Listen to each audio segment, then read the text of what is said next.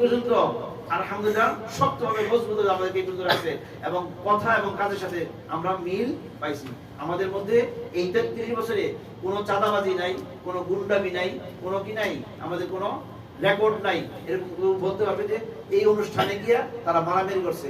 আপনারা এই তো মধ্যে দেখছেন বিএনপি মারামারি করে, আওয়ামী লীগ মারামারি করে, তারা একটা অনুষ্ঠানের মধ্যে মারামারি করে, খানা খাদ্য দিয়ে মারামারি করে, স্যার দিয়ে মারামারি করে, এটা তাদের সমস্যার জন্য, ক্ষমতার জন্য কিনা। ইসলামী ধর্ম যত প্রোগ্রাম করে ৩৩ বছরে কোথাও কোনোদিন এরকম দুর্ঘটনা ঘটে নাই। ইভেন আগামীকালকের পরে 28 তারিখ আলহামদুলিল্লাহ ইসলামী বাংলাদেশ শনিবার কি হচ্ছে মহাসমাবেশ ডাকছে ঢাকা শহরে। এইখানে কি হবে না, লক্ষ লক্ষ মানুষ আসবে, লক্ষ লক্ষ মানুষ কি হবে হেদায়েতের দাওয়াত হবে।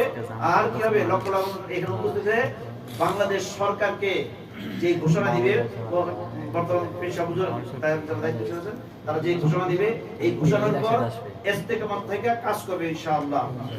এবং এখানে কোনো দুঃশব্দ হবে না, কোনো মারামারি হবে না, কোনো খানা খাদ্য নিয়ে কি হবে না, টানা হেঁচড়া হবে না ইনশাআল্লাহ।